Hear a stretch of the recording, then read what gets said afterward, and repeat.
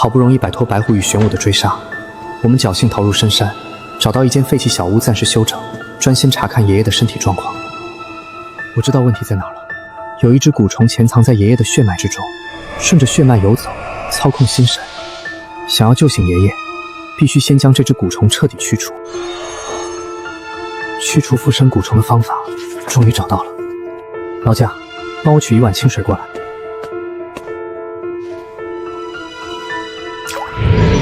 之前危急时刻，还有彼岸花、童老木说辞，你都出手帮我。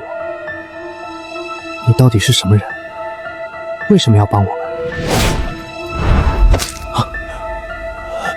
爷爷，你终于醒了！都怪我，如果我能早点救你出来，你就不会被蛊虫操控，受这么多苦了。怎么可能？他为什么也叫爷爷？难道他真的是爷爷的亲孙女？那我从小到大的记忆到底是真的还是假的？我到底是谁？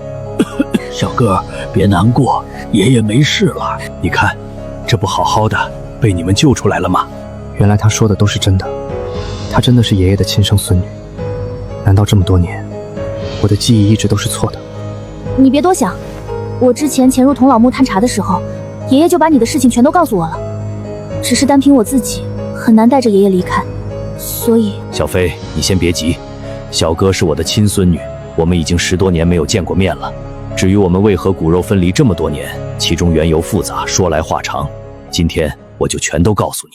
20年前，小哥刚刚降生，天地便突发异变。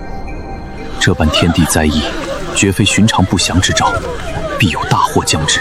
我开卦占卜，窥得天机，这场席卷天下的灾祸，源头就在川西童老木。此劫凶险万分，定会牵连我身边所有至亲骨肉。